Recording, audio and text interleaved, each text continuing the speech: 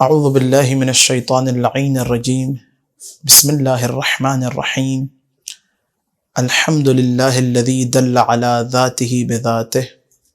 وتنزہ عن مجانست مخلوقاتہ وجل عن ملاءمت کیفیاتہ والصلاة والسلام علی جمیع الانبیاء والمرسلین لا سیما علی افضلہم واشرفہم وخاتمہم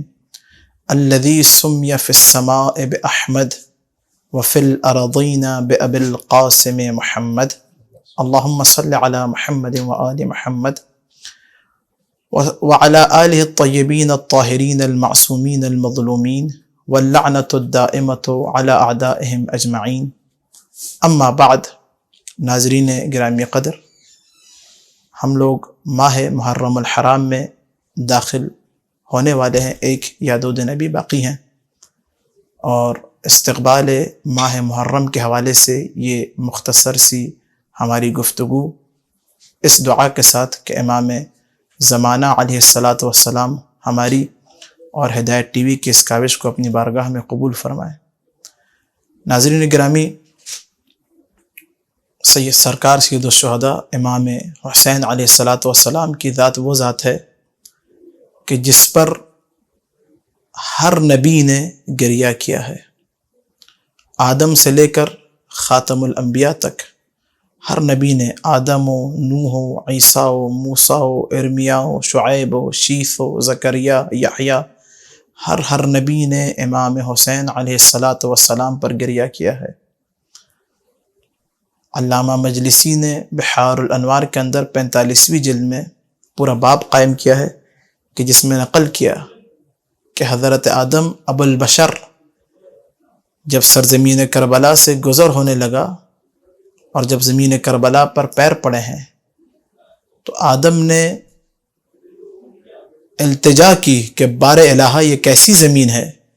کہ جیسے ہی اس زمین پر میرا قدم آیا ہے، جیسے ہی اس زمین پر میں آیا ہوں،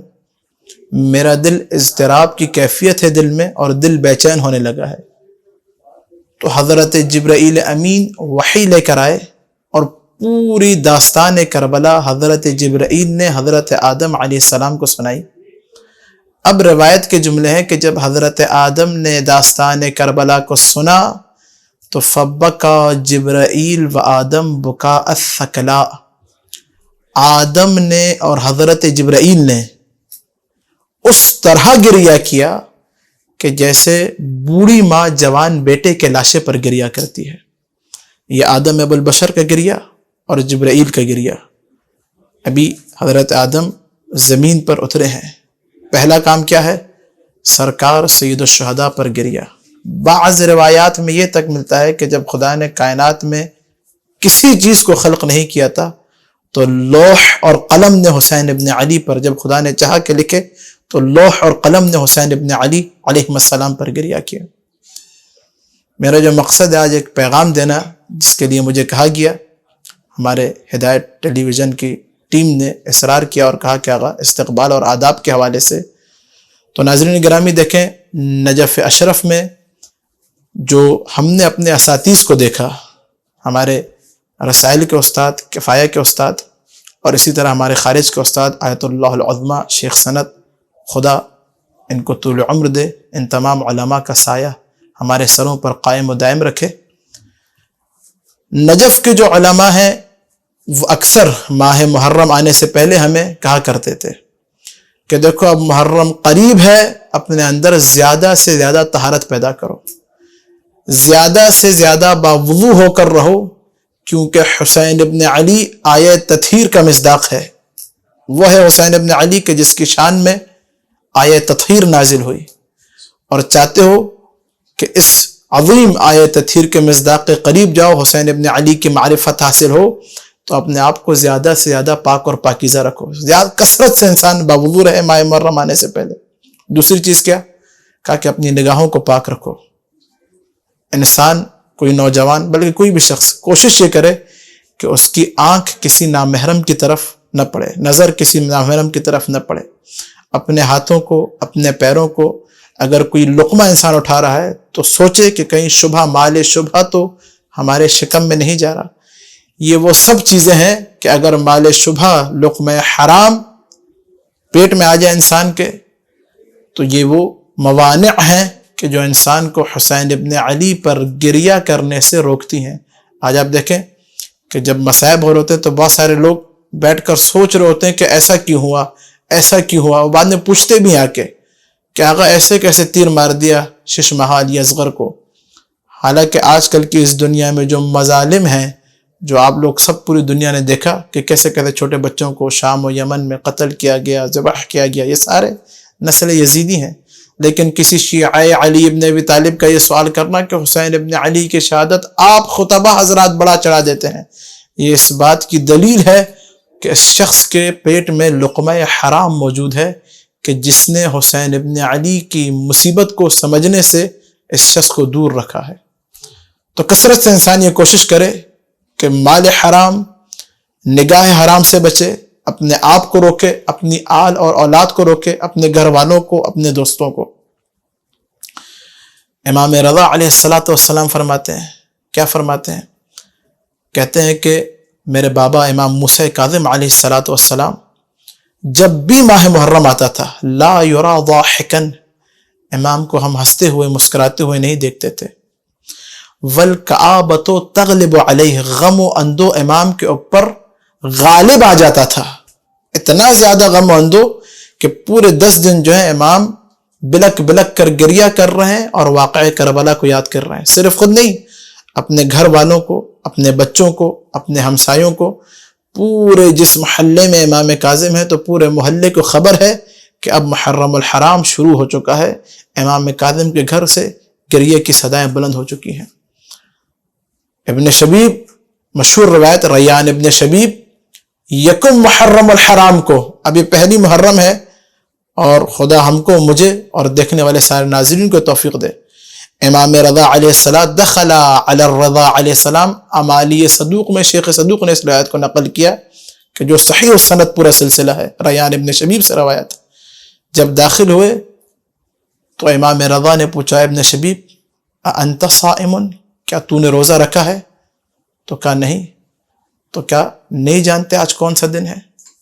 کہا کون سا دن ہے یا ابن رسول اللہ؟ کہا آج ماہ محرم الحرام کا پہلا دن ہے، یہ وہ دن ہے کہ جس دن خدا نے حضرت زکریا کی دعا کو قبول فرمایا تھا۔ جب حضرت زکریا نے خدا کی بارگاہ میں اولاد کے لیے دعا کی، رب ہب لی من لدنک ذرۃ طیبہ، اے ریان، کوئی بھی انسان اس دن روزہ رکھے اور خدا کی بارگاہ میں دعا کرے تو خدا اس کی ہر دعا کو قبول کر لے گا۔ پھر طویل روایت ہے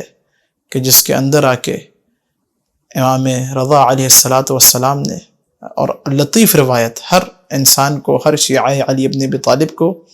یہ روایت، پوری روایت پڑھنی چاہیے، اس کے اندر غور و فکر کرنا چاہیے کہ امام رضا علیہ السلام اپنے شیعوں کو میسج کیا دے رہے ہیں، اپنے چاہنے والوں کو۔ وہ جو ایک اہم میسج ہے اس کے اندر، ابن شبیب ان کنت باکیا لشیء، ابن شبیب تمہیں کسی بھی چیز پر گریہ آئے،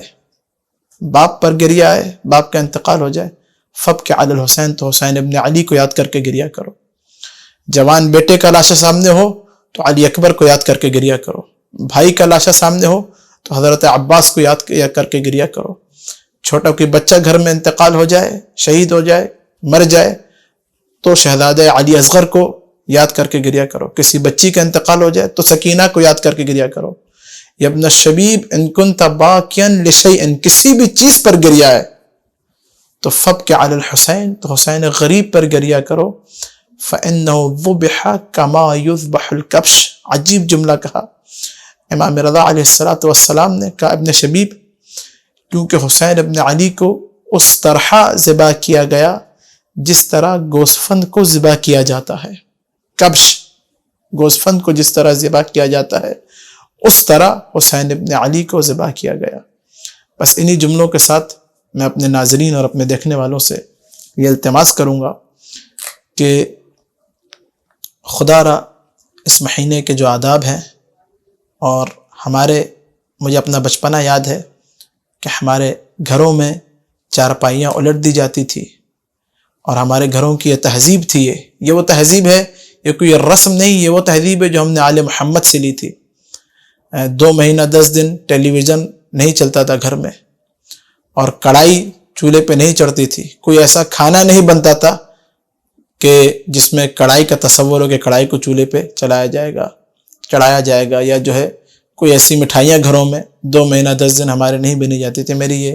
گزارش ہے، یہ دست بستہ التماس ہے دیکھنے والوں سے، دنیا میں جہاں کہیں بھی شیعیان حیدر کرار ہیں، کہ خدا را اس تہذیب کو باقی رکھیے، اور کوشش کیجیے کہ زیادہ سے زیادہ اپنے گھروں کے اندر ہم ایسا ماحول بنائیں کہ واقعاً بچے سے بچہ اور جوان سے جوان، جوان سے نوجوان، بڑا بزرگ بوڑھا، ہر شخص گھر میں عزادار حسین ابن علی نظر آئے، کیونکہ یہ عزاداری ہی ہماری نجات کا ضامن ہے، اور یہی وہ چیز ہے کہ جو سیدہ کونین کے دل کو شاد کرے گی، اور جب شہزادی کونین کا دل شاد ہو جائے تو یقین جانیے پھر جنت، نجات،